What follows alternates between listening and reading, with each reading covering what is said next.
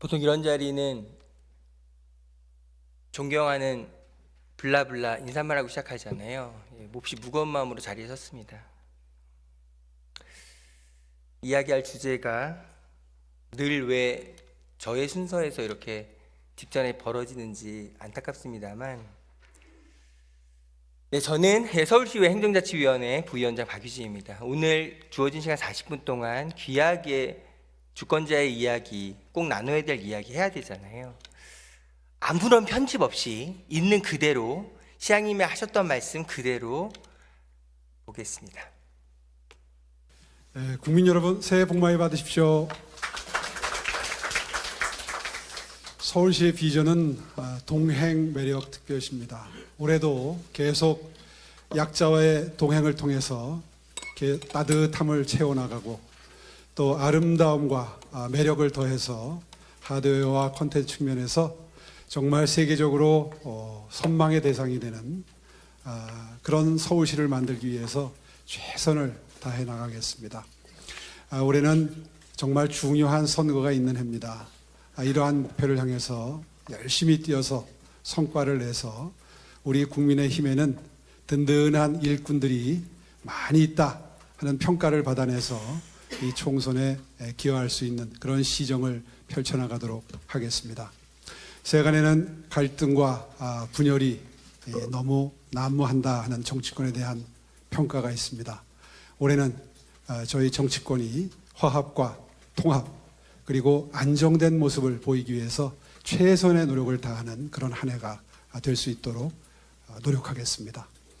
국민 여러분, 새해 복 많이 받으시고요. 그리고 이 자리에 함께해 주신 고문 여러분, 고문님들, 그리고 당원 동지 여러분, 새해 복 많이 받으십시오. 고맙습니다.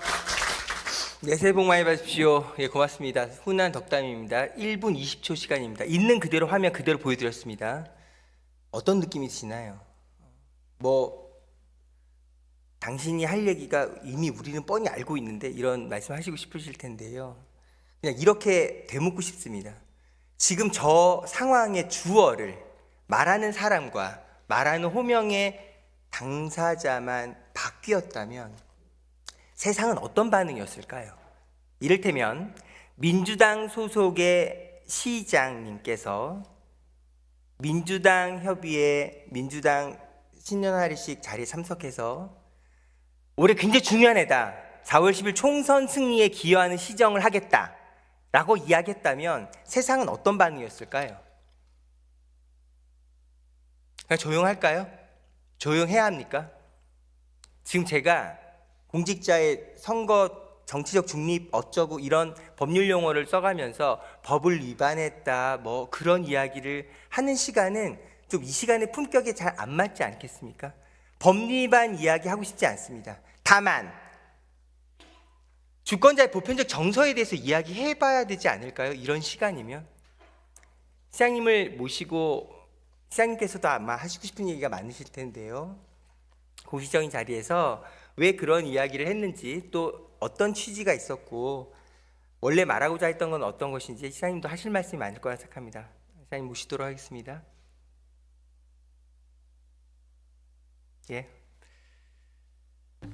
늘 시장님이랑 저랑 만나서 이야기할 때마다 마치 제가 총대를 메고 당대당 이념과 이념 이런 이야기를 하는 것처럼 비춰 보일 것 같아서 걱정이 큽니다만 마음은 충분히 느끼실 거라 생각합니다. 시장님 1분 20초 그대로 영상 편집 보여드렸는데요. 보시면서 어떤 소감이 드시나요?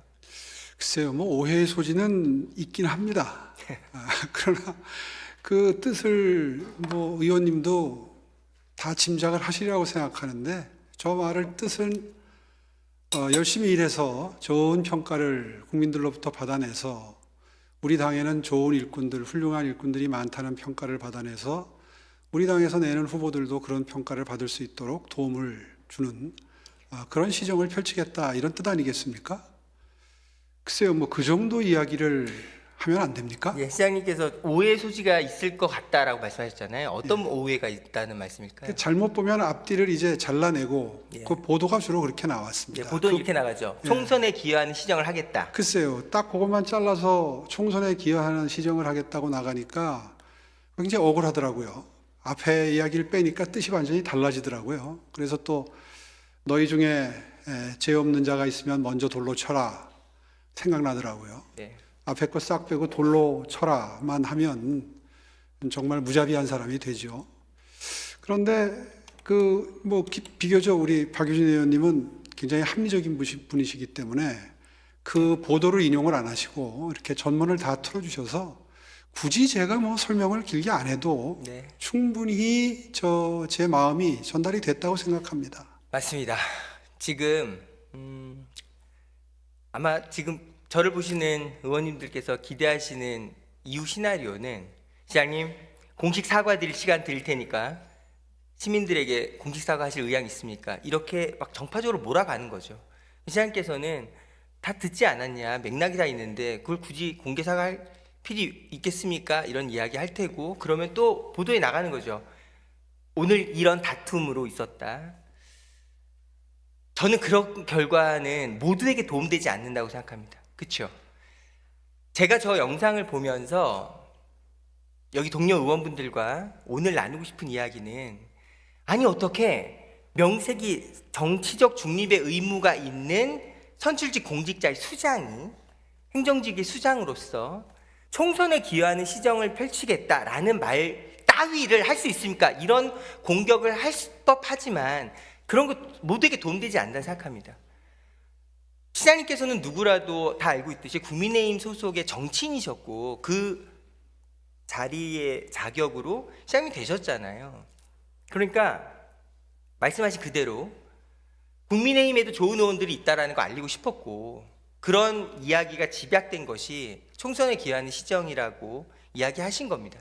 저는 우리 사회가 적어도 이 정도의 발언을 용납할 수 있는 사회가 될 수 있다고 믿습니다. 그렇죠? 그렇지 않나요? 아니, 그렇습니다. 시장님께서 저 국민의힘 신년 할애의 자리에서 민주당도 승리하고 국민의힘도 승리하는 총선에 기여하는 시정을 펼치겠다라고 했으면 더할 없이 완벽한 말씀일 수 있겠습니다만 그건 일종의 형용 모순 같은 거잖아요. 그러니까 그런 말씀을 할 수 있는 사회로 갈 수 있다, 이 말씀 드립니다. 그런데요, 저는 그 다음이 되게 중요하다 생각합니다. 저는 정치적 중립의 의무를 갖고 있는 시장님이시라면 지금 방금 말씀하신 것처럼 오해 소지가 있을 수 있다, 그 점에 대해서 상처받은 분이 있다라면 사과드린다. 즉 사람들 모두 바쁘잖아요. 총선에 기여하는 시정을 하겠다라는 저 말만 듣고 오해하는 사람들도 있을 수 있고 상처받은 분들도 있을 수 있잖아요. 시장님께서도 오늘 주제로 이야기하실 내용입니다만 지금 우리 사회는 명백하게 선호하는 정당이 있고 지지도가 있고 지형이 있잖아요. 그럼 그런 모두를 아우르는 수장으로서의 발언으로서는 매우 부적절하잖아요. 그러면 그런 발언은 우리 사회가 충분히 용이할 만큼의 수준으로 갈 수 있다라고 쳐도 그 발언을 한 당사자로서는 저의 발언으로 인해 상처받는 분들이 있다면 사과드린다, 그런 취지가 아니었다. 모두가 알고 있듯이 나는 국민의힘 소속의 정치인이고 그 소속 정치인들의 모임 자리에서 우리가 더 열심히 해서 시민들에게 기여하는 행정을 하자, 정치를 하자, 그런 덕담이었다, 얼마든지 얘기할 수 있지 않겠습니까? 어떻게 생각하시나요? 의원님 40분 중에 지금 한 9분 정도를 왜 이 질문을 하는지 설명하느라고 쓰셨는데요. 예. 그만큼 설득력이 떨어지는 말씀이라고 저는 생각합니다. 아마 당연히 당당히 하실 수 있는 말씀 같으면 아마 1, 2분 내에 끝내셨을 거예요. 시장님, 말씀 진짜 끊어서 정말 죄송한데요, 제가 9분이나 설명을 드린 이유는요, 최대한 품격 있는 토론을 위해서 시장님 편에 서서 시장님의 입장 충분히 이해한다는 설명을 한다는 느낌은 안 받으시나요? 제가 박유진 의원님이 합리적이고 품격 있는 분인 거 잘 알고 있기 때문에 이런 말씀도 드리는 제가 품격 있는 것이 아니고요, 이 의회의 이 시간이 주권자들을 위한 품격 있는 시간이어야 하기 때문에 말씀드린 겁니다. 저는 말씀드렸습니다. 시장님, 말씀 끊어서 죄송한데요, 네. 첫 번째 결론, 우리 사회가 이 정도의 발언을 용납할 수준은 가야 한다라고 믿는다, 생각한다, 말씀드렸습니다. 두 번째, 그러나 행정부 수장으로서 이 발언의 부적절함에 대해서 이 발언으로 상처받은 분들이 있다면 사과하는 것이 좋겠다라고 말씀드렸어요. 두 가지가 어려운 얘기입니까? 뭐 어려운 일은 아니지만 그렇게 할 일은 아니라고 생각합니다. 좋습니다. 이 논의만 할 건 아니니까요. 이 정도 할 건데요. 이 이야기를 하면서 정말로 하고 싶은 이야기가 따로 있었겠지요. 저는 우리 사회가 적어도 112석의 서울시 의회가 국민의힘 소속, 민주당 소속 7대3 비율로 구성되고 있는 이 지형 자체가 주권자들의 의사가 반영된 구조라고 생각합니다. 그러니까 동의하고 따라야 하는 거죠. 그래서 더 합리적이고 생산적인 토론이 중요한데요. 오늘 볼까요? 저는 지금 저 자리에 조희연 교육감이 앉아 계신데요. 오늘 어떤 자리냐면 전국 시도 교육감 협의회 총회가 있는 날이에요. 세종시에서. 방금 전에 교육감님께서 성명서를 발표하셨는데요. 내용이 뭐냐? 세종시에 전국 시도 교육감 협의회 총회가 열리고 나는 협회장이에요. 가서 회의를 주관해야 하는데 갈 수가 없대요. 이유는 뭐냐? 오늘 서울시 이 자리에 참석해야 하기 때문에. 근데 오늘 4분의 시의원들이 질문을 합니다. 오전 4명만 질문을 하고 총회가 없잖아요. 시간이 없습니다. 4명 시의원분들의 시정 질문에 교육감 질문이 없어요. 그런데 교육감은 지금 시도협의회 총회를 가야 할 자리를 저렇게 앉혀놓고 있습니다. 이게 의회가 할 일이에요? 저는 우리 사회가 시장님께서 아니 총선에 기여하는 시장 펼치겠다라는 정치인으로서의 발언을 받아들이는 품을 가져야 하는 만큼 조희연 교육감 마땅히 보내야죠. 교육감 질문이 없는 날이잖아요. 그리고 이미 1년 전에 결성된 약속입니다. 그 정도는 서로 합의돼야 될 시의회가 돼야 하지 않겠습니까? 제가 진짜 드리고 싶은 말씀은 이런 겁니다. 제가 민주당 소속이고 민주당 소속의 정파적 판단이 얼마나 국민의힘을 압도하고 이런 논의를 할 법도 합니다만 그런 건 모두에게 도움되지 않습니다. 우리는 11대 서울시 의회로서 주권자들을 위한 선출직 공직자로서의 의무가 있잖아요.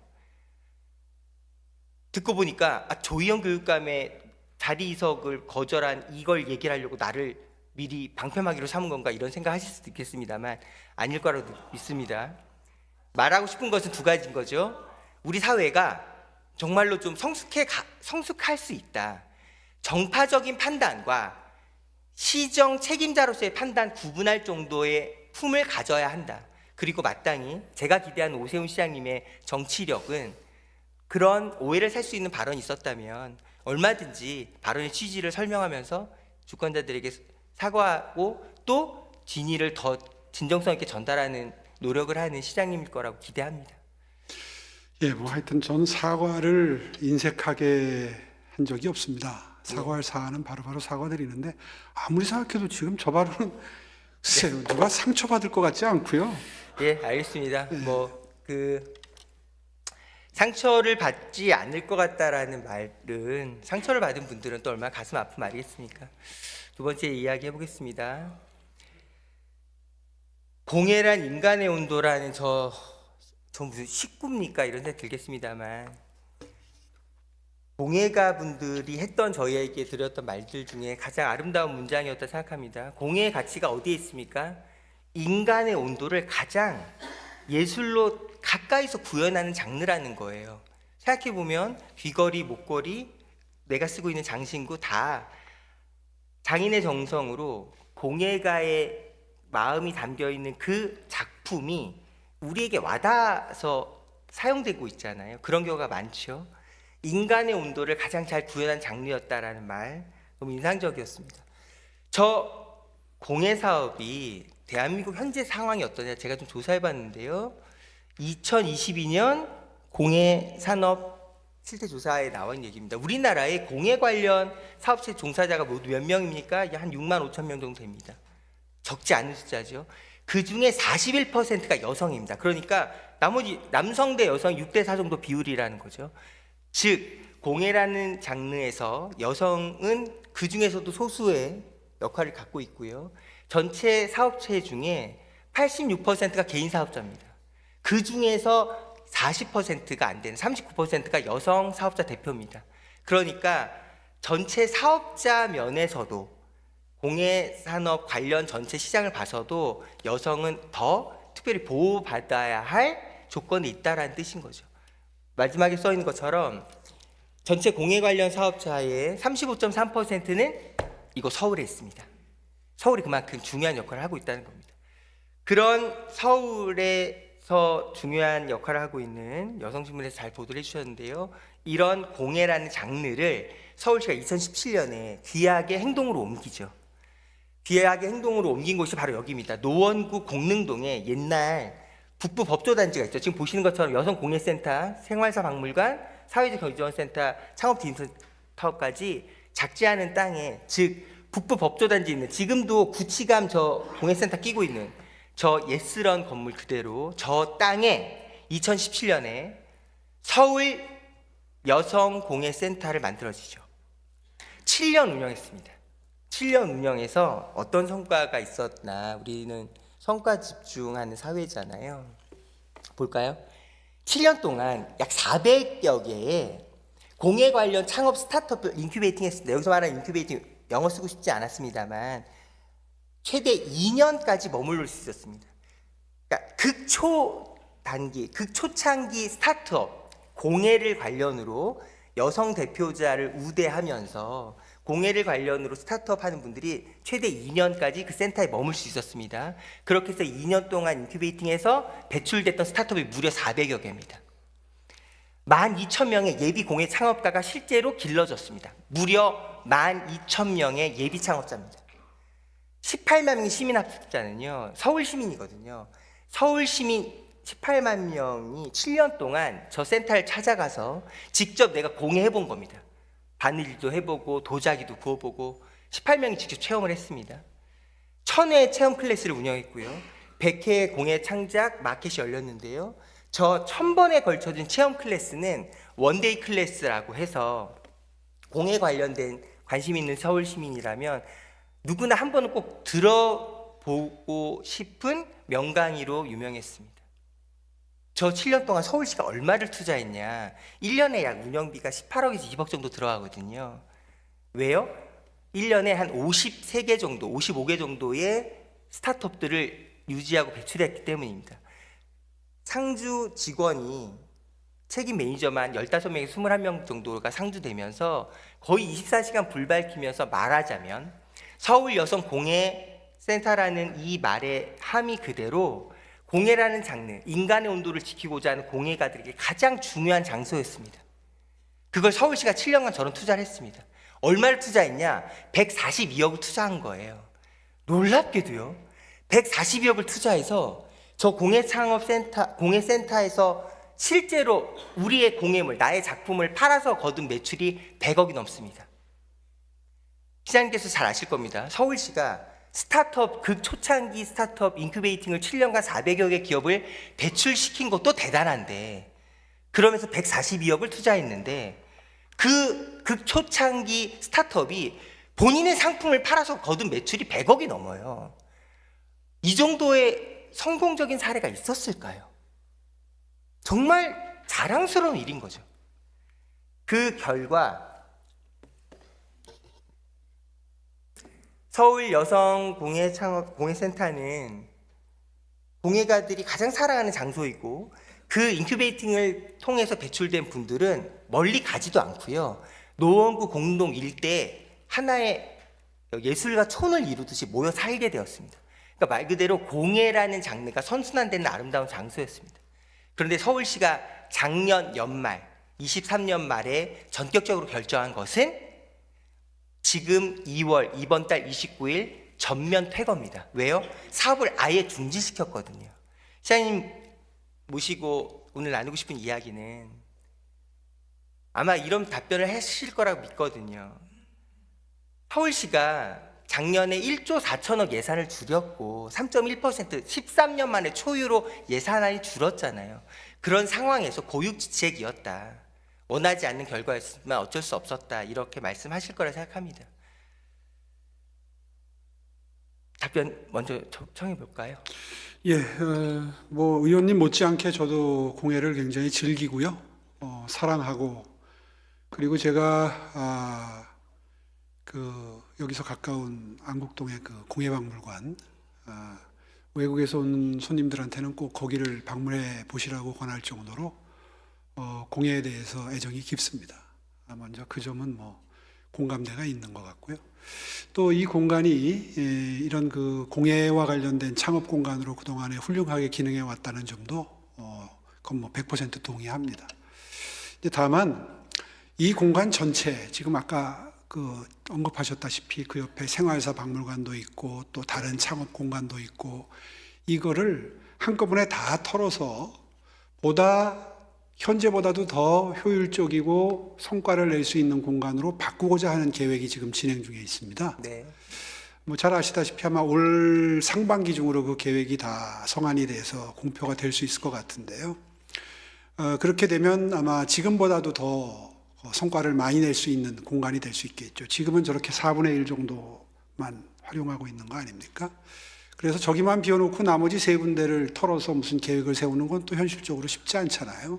이제 그런 고민이 있었다는 걸 먼저 설명을 드리겠고요. 이제 그렇기 때문에 앞으로 만들어지는 이 공간이 지금 박유진 의원님은 주로 공예나 이제 여성 창업에 초점을 맞춰 설명하셨지만, 이 자리에 노원구를 비롯한 동부권의 산업 지형을 좀 바꿔서 지역 발전에 어떤 견인차 역할을 하는 공간으로 써달라 하는 니즈를 가진 시의원님들도 지금 많이 계십니다. 또 서울시에는 약 4분의 1 정도의 시민이 동부권에 거주를 하고 계시기 때문에 그분들이 원하는 용도로 이 교통도 매우 좋고 매우 좋은 장소입니다. 지하철역도 가깝고. 그래서 좀 더 효율성 있는 활용을 위해서 이런 희생이 필요하다 하는 설명을 일단 드리겠고요.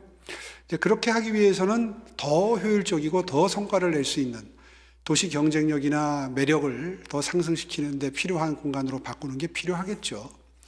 한번 올 상반기 뭐 몇 개월 안 남았으니까 한번 지켜보시고, 그 계획이 이 동부권 주민들이 정말 절실하게 바라는 계획이라는 데 동의를 해주신다면, 지금까지 활용된 것이 아깝지만 이 변화에 좀 동의를 해주시면 좋겠습니다. 예, 시장님 답변 고맙습니다. 3가지로 말씀드리겠습니다. 첫 번째, 저는 지금 여성공예센터를 왜 문 닫았습니까를 따지는 것처럼 느끼실 수 있습니다만 그게 아니고요. 첫 번째, 시장님의 시정 철학에 대해서 우리가 생각할 볼 상징적 사건이기 때문에 말씀드렸습니다. 그럼 첫 번째, 상징적 사건이 뭘 상징한다는 말인가? 시장님도 잘 아시지만 이미 서울혁신파크는 26년 1월 1일부터 전면 개발이 들어가면서 50층 랜드마크 같은 미래안을 갖고 있습니다. 지금 저 공릉동 옛 북부법조단지에 있는 저 지역도 곧 조만간 지금 말씀하신 그대로 다른 수요의 개발을 준비해야 될 시절이 온 거죠. 당신 같으면 그런 대규모 모두가 필요로 한 개발 같은 걸 하지 말자는 거냐? 아닙니다. 개발할 수 있지요. 그 과정이 중요하지 않겠습니까, 선생님? 공예란 장르는 인간의 온도라는 말씀 드렸습니다. 공예가들은 섬세합니다. 공예가들은 누구보다 먼저 우리 사회의 변화를 먼저 작품으로 형성하는 데 앞장섰던 분들이잖아요. 그분들에게 원래 진행돼야 될 일정이었어도 좀 더 섬세하게 접근할 필요가 있었을 텐데, 지금 진행됐던 과정은 어떻게 진행됐던 거냐? 내년 입주까지도 다 확정 통보가 됐던 상태에서 전격적으로 사업이 종료된 거예요. 그걸 두 번째 말씀드리겠습니다. 어떻게 느껴지냐면, 언제나 전체 시의 의사결정을 책임져야 될 시장님으로서는 그런 과감한 결단도 필요할 수 있고, 그런 결단이 있어야만 해야 될 사업을 제대로 진행할 수 있는 필요가 있을 겁니다. 그런데 그런 필요성만큼이나 작은 것이 아름답다라고 믿는 사람들, 더 작고 보잘것없지만 그 작고 보잘것없는 곳에 인간의 온도를 더 느낄 수 있으므로 나는 이걸 업으로 삼고 있다라고 말하는 예술가들이 있다라는 것, 그런 사람들에게 설명하고 있는, 다가가고 있는 서울시의 약자와의 동행이라는 말을 쓰고 있는 서울시의 행정 과정은 보다 따뜻하고 명쾌했으면 네. 어땠을까요? 그 점에 대해서 이런 보고가 있습니다. 연장심사 공고 시에 입주에 있었던 16개 기업에 대해서 운영 종료될 수 있음을 사전에 공지를 했고, 운영 종료 과정에서도 입주 기업들과 충분히 소통하면서 입주 기간을 60일 연장하고, 또 타 여성 창업 보육 시설이나 공유 사무실 등 공시를 신청 연계를 해서, 그러니까 아마 이 뜻은 다른 곳으로 가실 수 있도록 아마 조치를 했다는 뜻으로 보이는데요. 그렇게 하고, 또 짐 연장 보관, 그러니까 이제 갑자기 나가는 게 어려울 경우에 대비해서 3개월 정도를 더 기간을 허용해 주는, 그래서 사업 종료 이후에도 계속 편의를 최대한 제공하기 위해서 노력했다. 이제 이런 보고가 지금 올라와 예, 있는데요. 시장님 말씀 끊어 죄송합니다. 네. 진실은요. 예, 실무 부서에서도 노력 많이 하셨거든요. 진실은 실무 부서조차도 이 사업의 연장 필요성과 연착륙의 필요성 충분히 공감하고 누구보다 애쓰셨거든요. 네. 그냥 서울시 예산 조정 과정에서 그냥 삭감된 겁니다. 그게 진실입니다. 심지어 보건복지부 상임위에서 예결위 과정에서 다시 올렸습니다. 이건 필요하다. 전면 삭감된 겁니다. 전 그 과정을 말씀드린 겁니다. 그러니까 시장님, 그런 과정이 있을 수 있죠. 서울시가 얼마나 큰데 그런 일이 어디 한두 개겠습니까? 그런데요, 아까 시정 철학 말씀드렸잖아요. 이런 말씀을 드리고 싶은 겁니다. 공예라는 저 장르가 상징성이 있다라는 말을 한 것은 서울시가 개발도 필요하고 진보도 필요하고 더 많은 시민들의 공익적 가치를 위해서 변화무쌍한 우리의 활동상이 필요한데요. 그 과정의 섬세함은 지금 여기 2014년 주요 업무 계획에 동행매력 특별시 서울시는 첫 번째 상생도시로 약자를 배려하고 계층이동 사다리를 놓겠습니다라고 못 박아 비전 밝히고 있거든요. 생각해 보십시오. 약자를 배려하고 계층이동의 사다리를 복원하고 지키겠다는 서울시가 지금 저 일을 이 기준으로 비교해 볼까요? 어떤 계층을 복원하려고 하고 어떤 예술가를 지원하려고 하고 어떤 약자를 보호하겠다는 행정이 이 과정에서 느껴질 수 있겠습니까? 그렇지 않았거든요. 지금 말씀드린 건 세 번째 이 결론이 중요해서입니다. 자, 그러면 예산은 삭감되고 사람들은 다 29일 이후로 나가게 결정되어 있습니다. 16개 업체는 모듈에 나가고 저 여성공예센터는 문을 닫고 나머지 3개 기관도 순차적으로 정리가 돼서 대규모 개발 계획을 하던, 지금 보도됐던 신당동 아케이드, 창작 아케이드가 저리로 들어오던 어떤 과정들이 있겠지요. 그런데 그 모든 과정 중에서 우리가 약자를 보호한다라고 계층 간의 이 사다리를 지켜야 된다라는 시장님의 철학이 그 과정에는 어떻게 구현되고 있는지를 시장님께서 다시 한번 챙기셔야 된다는 말씀입니다. 예, 이제 무슨 말씀인지 충분히 알아들었고요. 뭐 과정이 좀 거칠었을 수 있습니다. 충분히 사전에 고지를 몇 년 전에 하고 차츰차츰 다른 곳으로 이전할 수 있는 준비를 할 수 있는 기간을 드리고 했으면 훨씬 더 아마 그 충격이 덜했을 텐데요. 예, 시장님. 예. 지금 이 자리에 서울시 의회 대학생 인턴분들이 참관하고 계신데요. 대학생 인턴분들이 모여서 회의를 했어요. 이 사안에 대해서 여성공예센터 직접 눈물의 졸업식도 함께 갔었거든요. 가서 어떤 조례한 아이디어를 모아냈냐. 적어도 서울시가 이렇게 민간위탁 방식이든 아니면 다른 대규모 방식이든 사업을 종료하게 일방적으로 급하게 결정이 돼야 될 사안들이 앞으로도 있을 텐데요. 조례명이 이렇습니다. 실제로 제가 조리를 할 건데요. 발의를 해볼 건데요. 심의 숙고 과정 의무화 조례입니다. 적어도 이 정도의 커다란 변화가 전격적으로 단행돼야 된다면 최소 1년 전부터, 늦어도 2년 정도 전부터는 이렇게 종료될 수 있다. 종료된다면 이런 식으로 다음 스텝을 가자. 모두가 합의하면 얼마나 약자를 보호하고 배려하는 동행매력특별시 서울시 행정 철학을 제대로 구현할 수 있는 과정이 되겠습니까?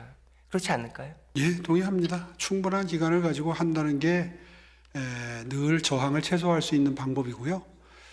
근데 이제 불행하게도 임기가 정해져 있는 단체장이다 보니까 또 임기 내에 어떤 그 결실을 맺고 최소한 착공 정도는 해야 되겠다, 뭐 이런 또 현실적인 니즈도 있기 때문에 예. 충분한 숙고 기간을 가지지 못하는 경우도 있다는 점을 모 의원님도 잘 알고 계실 거고요. 네, 시장님. 또 한 가지는 이런 말씀을 꼭 드리고 싶습니다. 오늘 굉장히 이제 그 성과에 대해서 굉장히 그 설명을 많이 해주셨는데 저는 기본적으로 이 케이스뿐만 아니라 이 자리에서 분명히 밝히고 싶은 것은 서울시가 어떤 형태로든 무료 혹은 매우 저렴한 임대료로 공간을 제공한 경우에 대부분이 이제 그 뭐 창업 공간이나 뭐 이런 공간들이 되겠죠.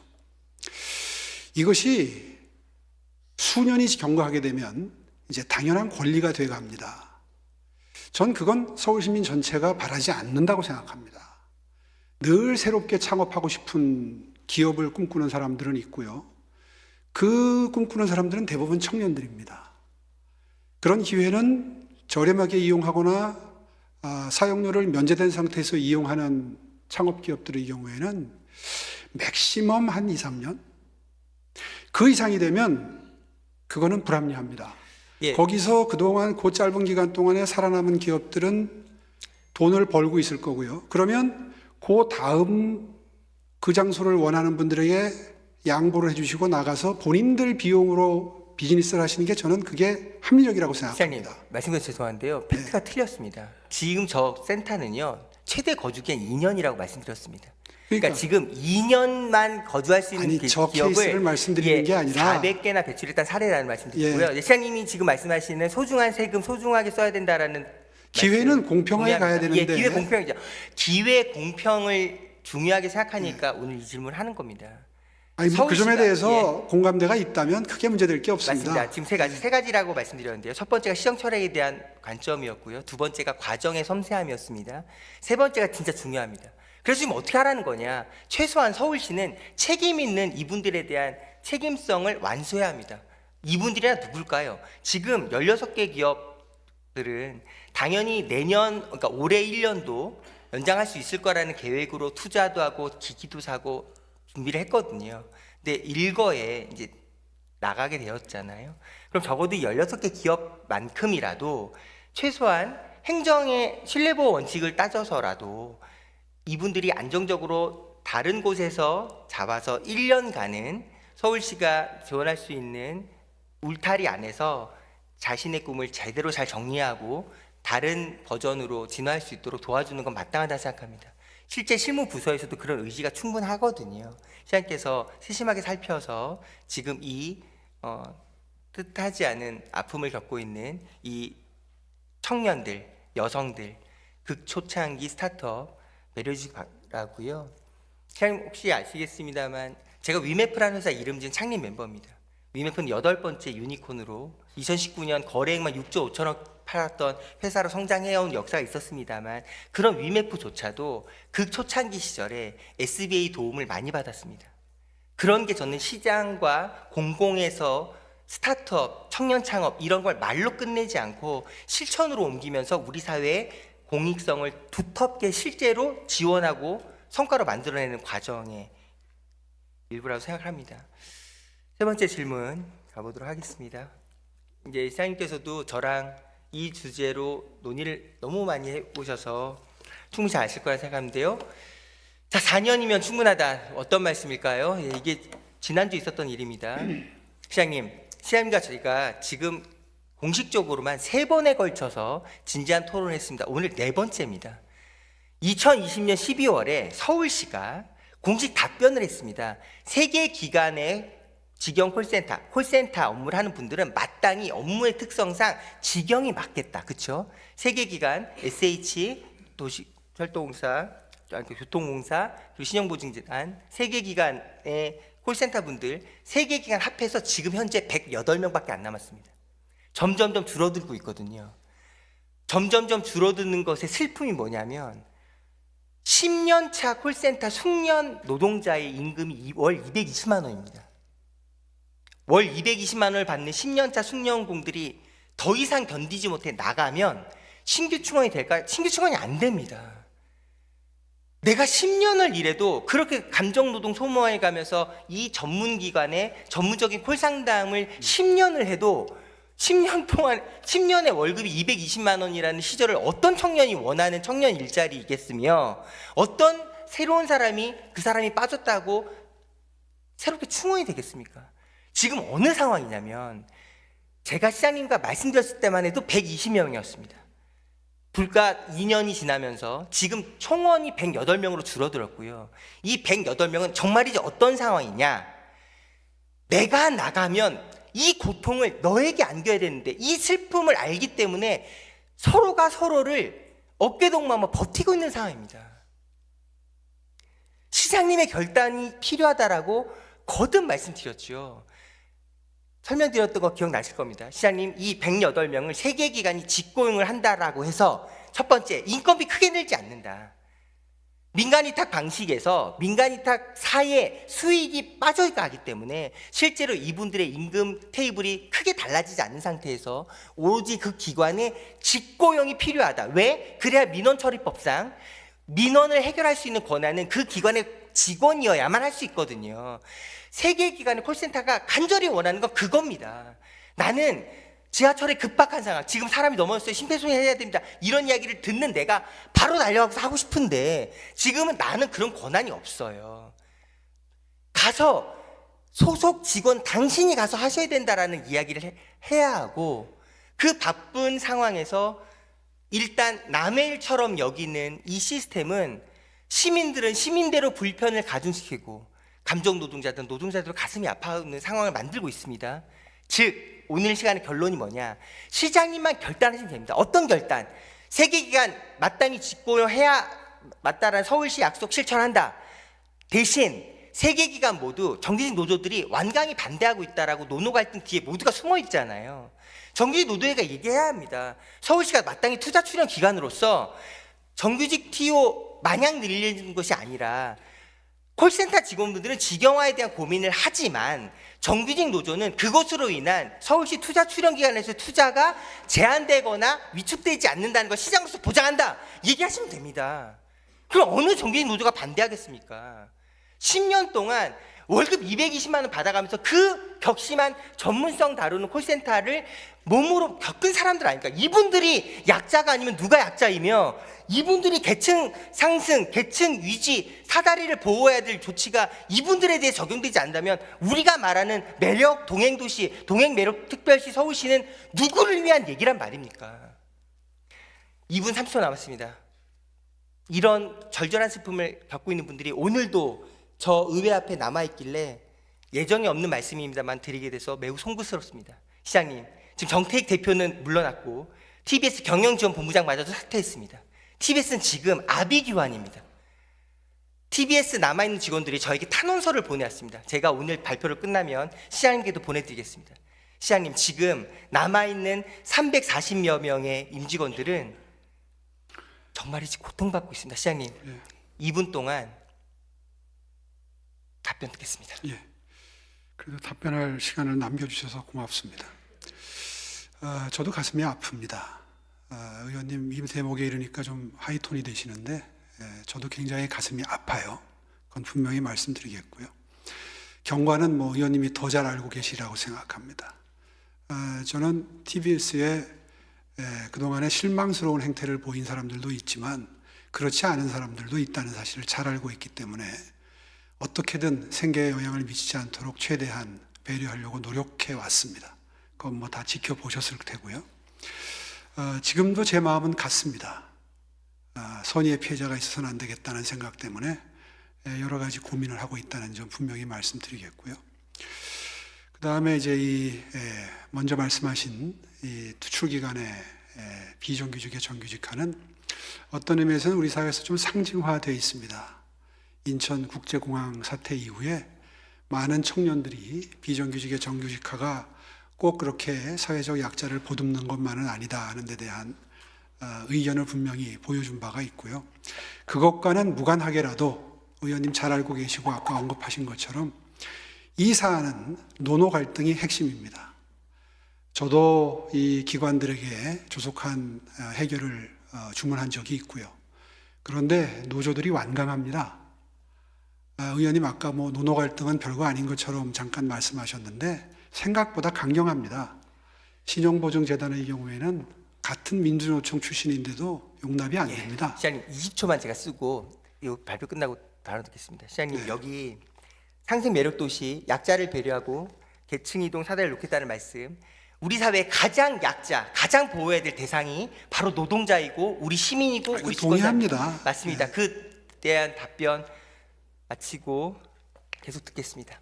저의 발언 마치도록 하겠습니다. 갈등 상태이기 때문에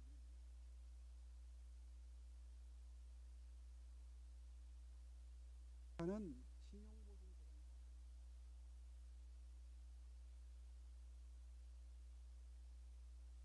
알고 계실 겁니다.